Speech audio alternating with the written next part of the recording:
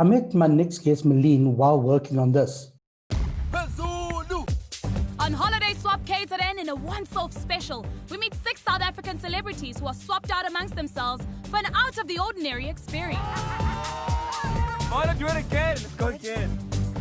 I always play all the time to win. All I can say is that may the best man win. Join me, Nomzamo Mbata, for a holiday experience of a lifetime in KZN.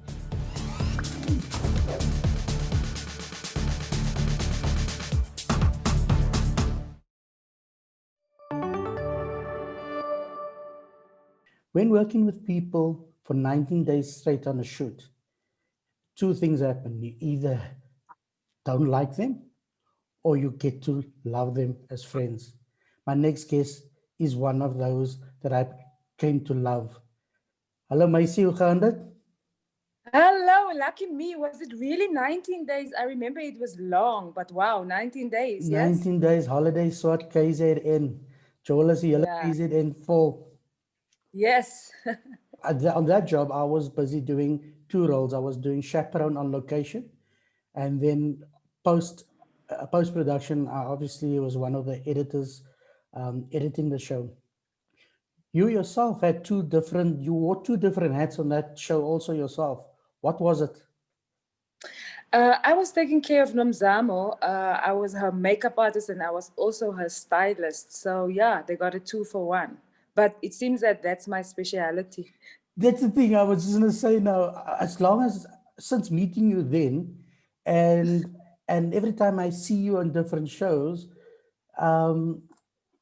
it's more than you being either a makeup person or a wardrobe person, because you always tend to walk around with both. I always see you with your little suitcase, with the fracht clothes, and you're always like, I'm coming now, I must quickly go do that. That's what I see. So what, if you were to give yourself a title, because, in our industry, we have our directors, everybody knows when you say director, line producer, everybody knows what they do, but what would be your title? Because you just don't do one thing at a time. So at the moment, I'm head of makeup, wardrobe and hair, because what I've done, Siraaj, is I've actually registered my company. My company is called Golden Merlene. I haven't marketed it much because we did our homework first. We first learned how to work. And you're probably too busy working. Exactly. That's why people are like, when are we getting t-shirts? I'm like, no, we're chowing this money. We're not buying t-shirts yet, So what I do now, so I've registered the company, very exciting, because I saw there was a need for like that middle person to run like how it looks in the makeup, wardrobe and hair department. So what I saw in the beginning was like they had a small rate for a small team, but for me it was about getting the production to work in the makeup, wardrobe and hair department. So then I registered a company, and now it's my responsibility to make sure that the team is big enough. So there was a need for makeup artists, wardrobe assistants, hairstylists to work. So I was like, okay, if I get my money on that rate, I can chop it up the way I want to. I take care of the needs of the production, and I'm also able to provide employment for people. So people will be like, we want 4 makeup artists, but they forget that there needs to be a standby at the door before talents go in. Mm-hmm. So I started being very solution orientated. Mm-mm. Well, so just to give people a sense of when you say teams and stuff, because I remember you managed the teams on almost all the voices, the English, South Africa, all of it? It was Africa, it was Angola, it was Francophone that we're doing now as well. Right. And it was also Nigeria. But now just give people a sense, like, let's do The Voice. So besides the coaches, looking after the coaches, would you be doing all the contestants that goes onto stage? So what happens for us is a production company will call me. They will tell me, this is the show that we're doing. If it's a first season of a show, I will go and investigate that show. say for instance, let's give an example, it's The Voice. So I will watch how they do it in other countries. I will watch the format of the show, and then I will obviously come up with my own African solutions, because what happens for us is, so then I will get them a team for wardrobe, a team for makeup, and a team for hair. I will organize the logistics of how the back rooms look like, the dressing rooms, the makeup room. I will buy all the makeup that we need for the show. And then I will look at what are the personal issues on a show like that. Personal issues of a show, like if it's contestants coming or talent coming from another country, you need to take care of their personal needs. Sometimes another country comes in and in their country, they don't shave their leg hair. So I will be like, listen, guys, we need to shave your leg hair. And then some of the girls might even have chest hair. And then you'll be like, listen, we need to take off your chest hair, because now you're going to be on an international stage where those things are not acceptable. So it is really dealing with the hearts of people. So how do you be sensitive about, like you just said now, you're going to have to remove your hairs, stuff like that. How do you do that? I'm actually naturally a very compassionate and sensitive person. Well, you always have the biggest smiles on set. That's the one thing that's so attractive. It's like that warm smile. Yeah, I grew up with a grandmother that was, you could dress however you want. You could express yourself however you want, but you had to have manners and you had to take care of each other. So that carried me well within my jobs, because sometimes I think, yeah, they're taking me because I'm nice, but that's cool, as long as the job calls come in. But so, we never force anybody to do anything that they do not want to do. So we will suggest, we will make recommendations, and then we will go around things. Like, for instance, if a girl doesn't want to take her leg hair off, we will give them stockings to wear, so we just take care of how things work backstage. Well, and also what I found amazing, like when we did the Francophone one also, stuff like, Maya's, like if I think of French people, now obviously my reference is France, and French people males like to wear scarves. And and I noticed how you were styling the people in such a way that a balance between the rich colors of Africa and with that stylishness of scarves and stuff. So you have to put a lot of work in deciding those things also. When you're doing makeup, or when you're doing wardrobe, or when you're doing hair, you always have to be up to date with what is pop culture. So you have to understand people, you have to understand what they understand, because if they're going to have a preference, you cannot always tell them no. So you have to understand, and then you have to convey to them. Like, you have to really be forward thinking of the end result, but you have to make people happy. That for me, that is the most important thing. People must be comfortable and they must be happy, and they have to understand that you care. So you have to make them trust you, so it's not just you come to work and you throw something on somebody. You really have to get your alignment in order. No, I can understand, because also it affects their confidence, which then affects their performance. And I mean, you don't want somebody to stand on the stage and say, I can't sing because Merlene made me dress. It is a huge responsibility. You have to be conscious. You yourself have to be a conscious being. That's why I do a lot of meditation. I do a lot of affirmation, because I know I work with people, and I want it to be bigger than just a makeup and wardrobe job. I want it to be like so divine. I want the divine to intervene. How are you dealing now? I mean, you are a hugger. Me and you, we are huggers. Whenever we see each other, ons grip mekaar and I say, hello, meisie, and how are you dealing now with COVID? I mean, now with the new COVID regulations, about the requirements for you and your department is hectic when it comes to makeup. Can you just quickly give us a sense of what are those new changes and how it's affected you doing what you do and your team? My team and I actually recently went for COVID test. Thank God that we were able to do that, to just check if if we have the virus or not. Is this Lucky going for to be us, something that you're going to have to do regularly, or is it just once off? And it is something that I'm really thinking about, because we have a responsibility to take care of people. So we do take the necessary precautions. We wear our masks, we sanitize, we over sanitize. We have a lot of disposables now. We've got things that we spray chairs down with, equipment that we're working with, and we make sure that we do not contaminate people. and brushes and stuff? Yeah, so we make sure, like now we're just coming off a production where even for touch-ups, we would label the person's name on the brush. We would keep everybody's things in individual bags, and then we just take extra precautions on things like that. But does So, doesn't that have an extra cost implication? Because we all know budgets doesn't, in South African TV, budgets don't become bigger always, and like you said, a cost, then you're going to have to make magic so that, you firstly, you make money and pay everybody and have the product. Yes, that's a big factor. But, I don't operate in my company with scarcity.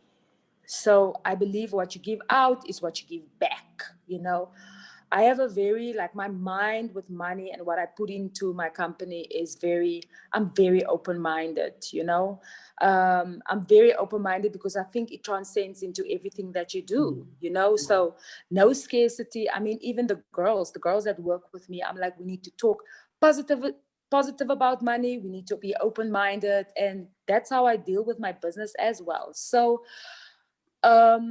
COVID has definitely impacted how we have to, our kids have to have, our makeup kits and our hair kits and our wardrobe kits have to have additional things. It is possible to work it in the cost, but as I said, is what you give out is what you give back. How does a lady that grew up in Oudtshoorn get to work in our TV industry? What was the journey between that Oudtshoorn in Cape Town and working in the TV industry in Johannesburg? So what happened is I went to study makeup, and I just went for any single job that they called me for, and I worked with my strengths. My strength, smiling, hardworking. I said yes to any rate. I just wanted to get that experience, and then when I get on set, I make sure that I take care of people. And somebody actually recognized me, and they were like, the next big job, you're going to go with us. Is this done in Cape Town or Joburg? This was in Johannesburg. So I obviously went to work on a job for a low rate, but somebody recognized that I was really skillful and helpful. And they were like, on our next big job, you're going to come with us. Next big job was Survivor, and it just led me to get one big name after the other, and that's how I made it in the industry. I never assisted anybody. My last job was my best job, and that's how I rolled. Well, that's our industry now. We're only as good, no matter how many years in the business, but you're only as good as your last job. Absolutely. With COVID, everything shut down. And now with level 2, things are starting to come alive again. How busy have you been? Because I know you've always been very busy. When I see you working on 2 to 3 shows at the same time with your different teams. So how's it started now for you level 1 rather? Today I'm on 6 teams while I'm talking to you. See, that's how I know you. Pisa. So I made we were off for like 60 days, and then we came back, and then everybody just started shooting. So my game had to change. I couldn't say no to any of the jobs because I'm also responsible for the makeup artists that work for me. So what I do is 100% commitment to 6 teams. So basically I make sure that they have the adequate teams on sets, and that I make sure that I resolve any problem that comes there, or I overcompensate for not being there. But it's still like that for me. I will always have multiple shows because that's how I've set out now, and also I make sure that I'm totally committed. But what I do now is, there were a lot of times that I was on shows and just taking care of the shows, but it will have enough team members. So now what I do is I make sure that my own department is handled, you know. So if there's any admin that needs to be done, I make sure that it's on point. If there is any you know, if there's things that we can do better, I make sure that I do that better. So But part of these responsibilities, just, you know, because I'm just thinking now, like I'm having these flashes of you running around. Because the thing is, you run around. I always see you throwing clothes into a car and you tell me, come no, ek gaan gou daai kant, hulle skiet daai kant, and then you poof in the car with clothes. So that means you need to source the different looks for the different shows. I mean, that must be time consuming. it's very time consuming. So what happens for me is, if a production gets me for wardrobe, makeup, and hair, so what I will do is I will look for the brief for the show.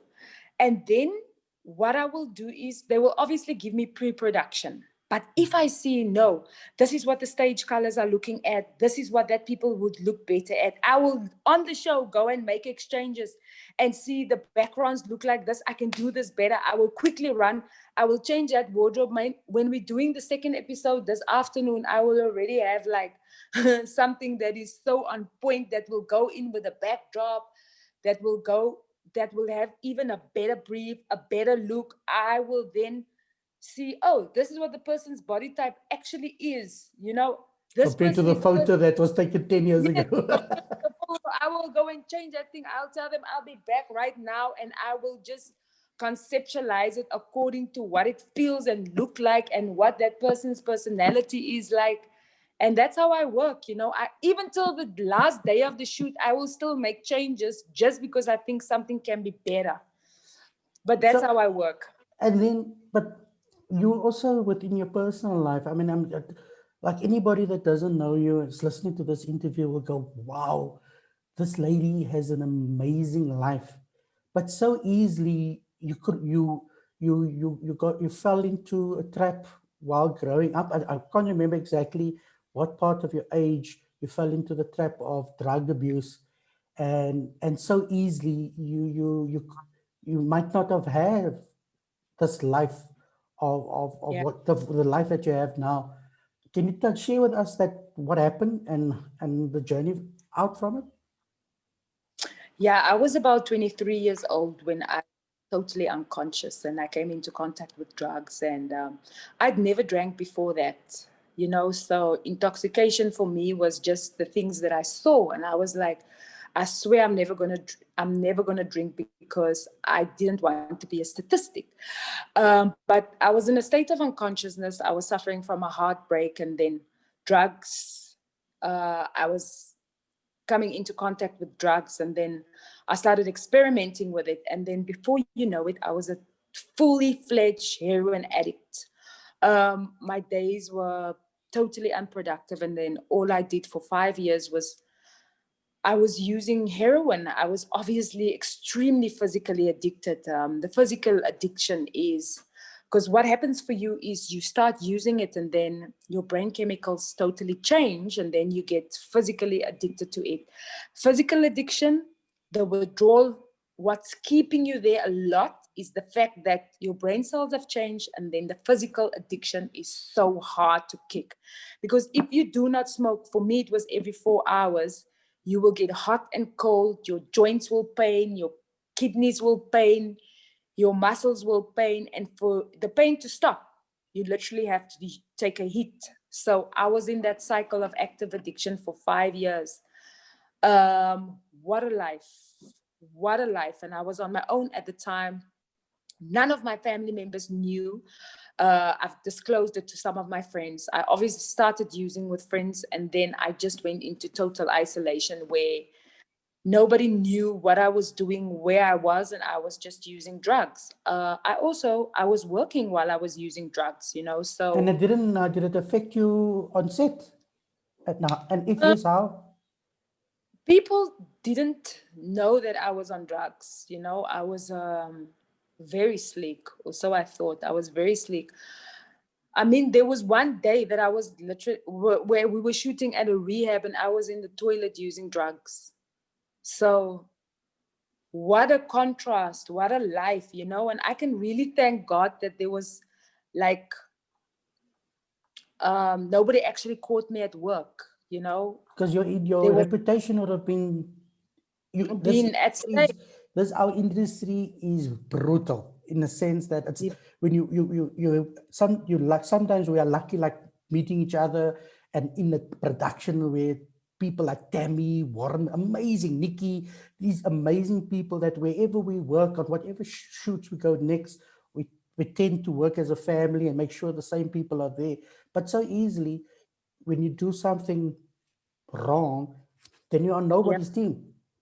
Yeah, absolutely. So I thank my lucky stars that I could survive, basically, you And how know. did you get out of it? This is how it happened for me, right?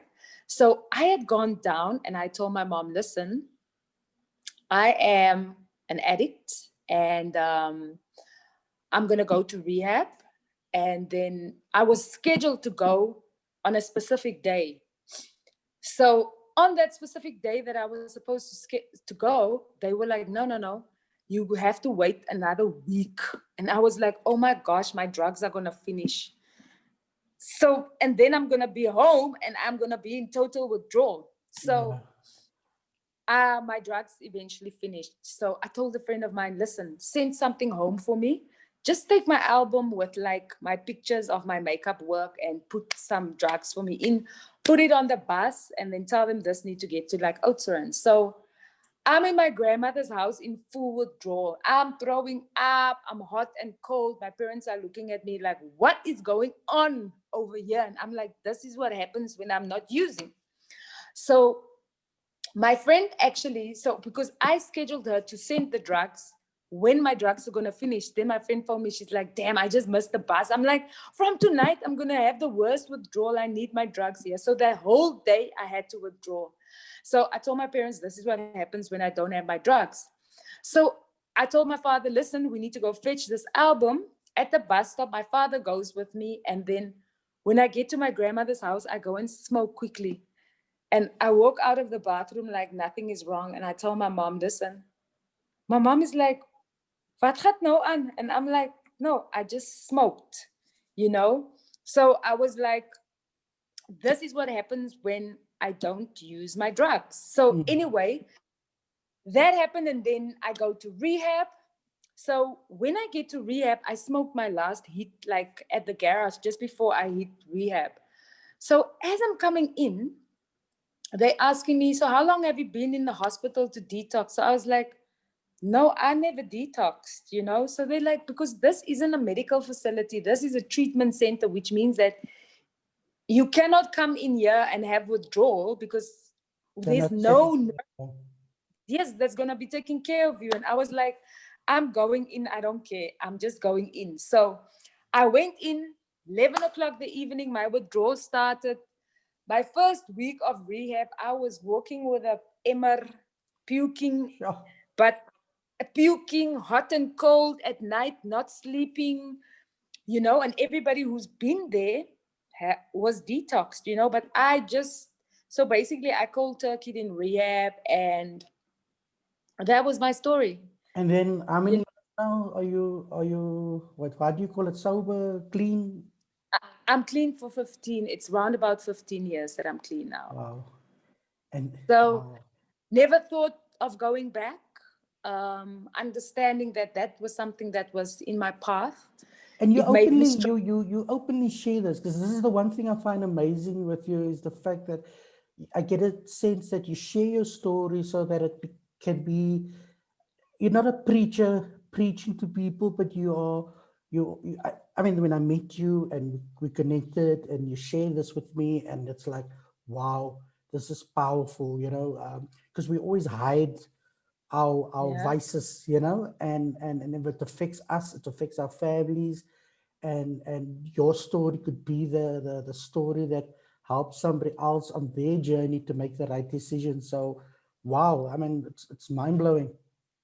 Yeah, I think like people always want to show the end results. I'm this successful person. And I think everybody is challenged. And I think what we need to show each other is how we get up from the challenges. That's the link that's missing, you know, sharing and not preaching. And then you just being that beacon of positivity, you know, so because everybody goes through a challenge, you know, but Yeah, it's not, yeah. Moving to, I think it's last year or the year before, you had to learn a new skill of how to wash yourself using a cup. What's it? About a cup amount of water in preparation for conquering a mountain. Please tell us about that experience and obviously climbing as a Kilimanjaro. Kilimanjaro, yes, highest freestanding mountain, yes. So what happened is when I turned 40, so I started getting into fitness at about 36 because I was like, okay, now it's time to get into fitness. So started getting into fitness and I was like, what am I going to do with all this fitness? So I was like, when I'm 40 years old, I'm going to climb Kilimanjaro. So when my 40th birthday came, I decided to go. I started to do some research and I was like, yes, the mountain it's going to be. So a friend of mine and we decided to go together. And then, wow, what an amazing experience. It took us 6 days to get up.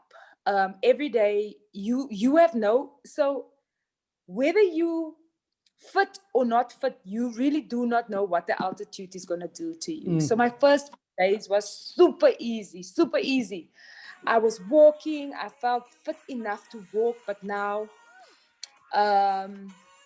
you have to acclimatize every step that you're going. You're walking super slow, and I was really feeling fit the first few days. So when you start off, it's like kind of like tropical. It's still a bit warm. There's light rains. You just feel like the island life, which I love. And then as you're going up, it gets colder. The air gets less. And then that's when the challenge starts, you know, because you don't know what's going to happen to you. So on day 5, day 6, now they're telling you tonight we're going to summit. So they wake you up. You start having your dinner at like 9 o'clock at night, 10 o'clock at night. They feed you a whole lot of carbs, a whole lot of pancakes. And now I'm like, okay, tonight I'm going to summit. Sister, we love you. There's a woman porter.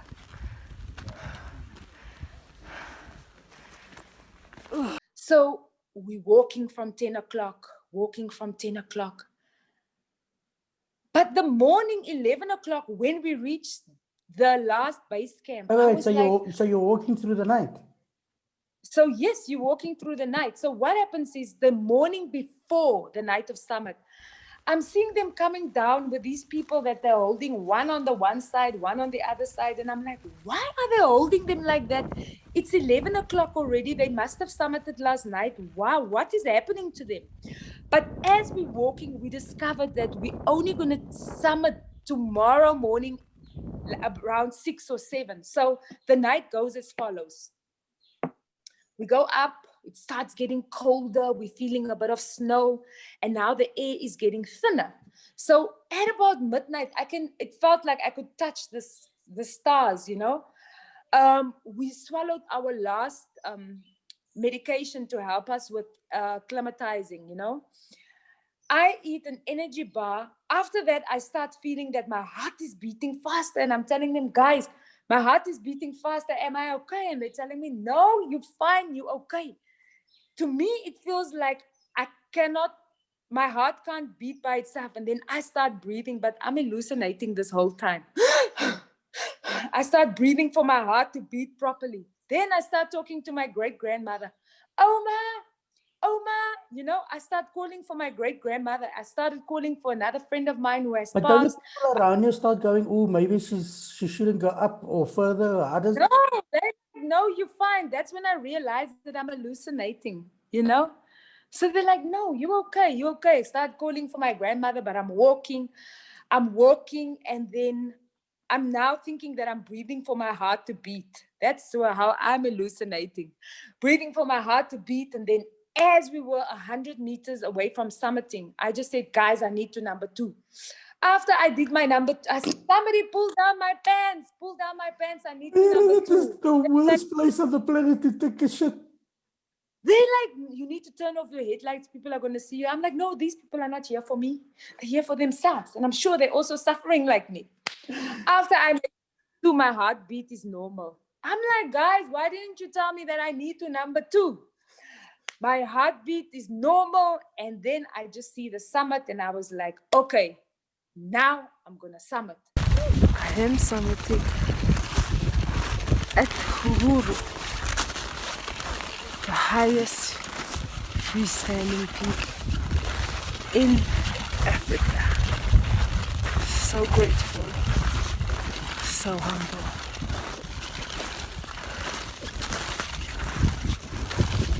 But what happens?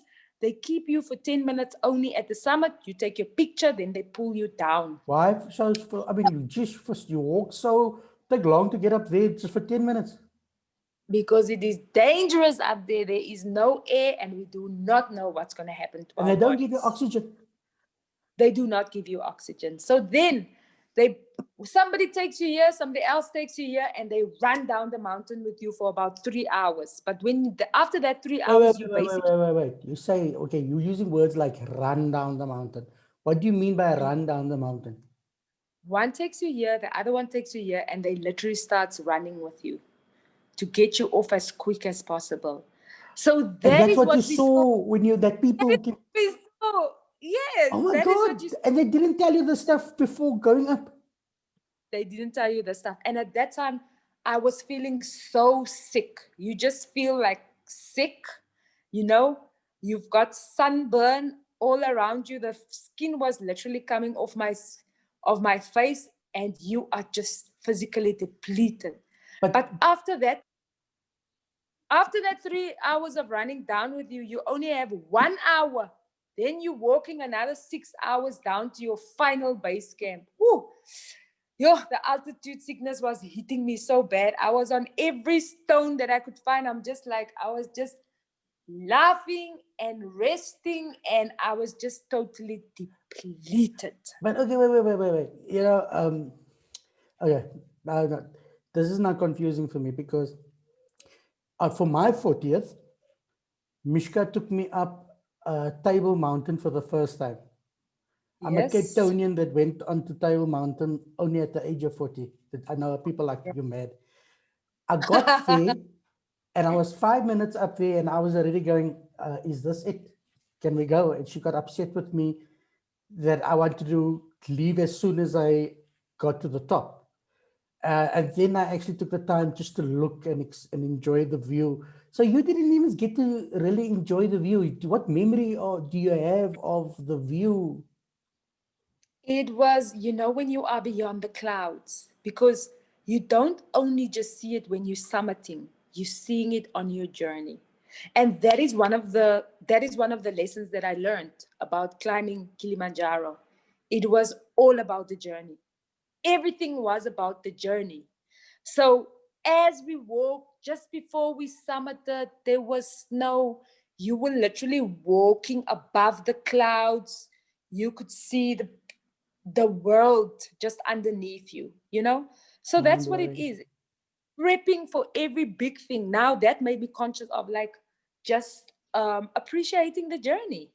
I fully understand it because, I mean, part of your daily job also is when for outsiders looking into our industry, they will see you with Nunzamo, they would see you with these celebrities, these actors that everybody want to, they want to be like. And then you are dealing with these personalities, egos, and your life journey must play such a big role in how you're dealing with these people. So you don't get caught up in what's the word? This whole ego trip, because so easily you could also be caught up, going socializing, always to Instagram, and you were this one with that one, because all the presenters that you worked with, the people in front of camera always loves you. I mean, everybody everybody that has ever worked with you was like, ah, there's Merlene, you know?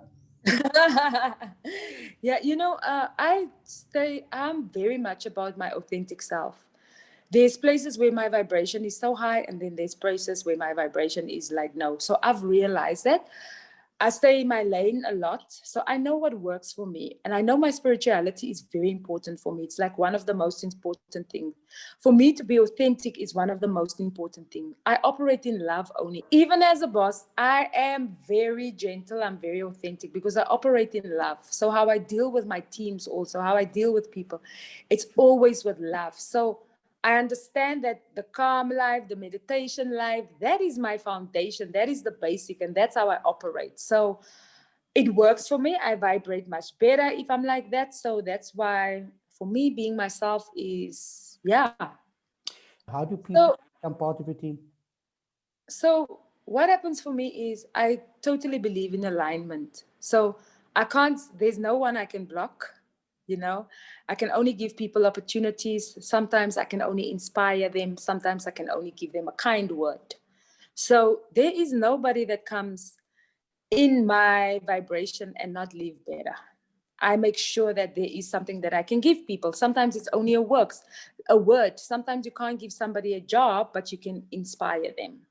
So that is the level of what I can give people. But so as I was saying, I truly believe in alignment. So how I choose my team is, you know, I had to relook at my business model, because before I was just taking anybody that would call me, you know. So now I'm more like, who is in aligned with how we do our business? And our core business is actually caring when it comes to the service that we provide. I also love working with people that's into self-development, because I believe that if people are good within themselves, they are good for a company, you know. So because it's not only one-sided, it's a two-way thing. So I still respond to people, like when people contact me on my Instagram and stuff like that. But then it's just about alignment. What is happening at that space and in that time, and who's calling me at the time that is right for us to connect in a certain way. So obviously you are active on Instagram. Do you want to just tell people what your handle, so that they can connect with you, or rather have a window into your world? Yes, I am Merlene Williams. So it's Merlene Williams on Instagram, and my Facebook is Merlene Williams as well. Merlene, thank you so much for this exchange of positive vibrations. You are such an amazing woman. I love being in your company. My wife loves, like the little glimpses that when our paths cross, it's always like, oh, Merlene's got such a liquor energy. And thank you so much. Thank you so much for agreeing to be on my show. Like I explained to you, the show is about sharing our experiences, the people behind the cameras that's been working in our industry for so many years. And so thank you so much for sharing your amazing, I must stop using the word amazing, but your amazing personal journey, your ups and downs. Thank you so much. I really appreciate it. I'm so grateful that you're having this platform, because, you know, as pioneers of the type of jobs that we do, is sometimes we even have to go to companies to explain what we do. So every little drop in the ocean actually counts. So I have to say thank you to you, because we're also still working on how we explain what it is that we do. So thank you so much to Well, you now too. you can just send him a link and say, Dave, watch the. Thank you so much, Thank you. Raj. Thank you. Thank you so much. Bye.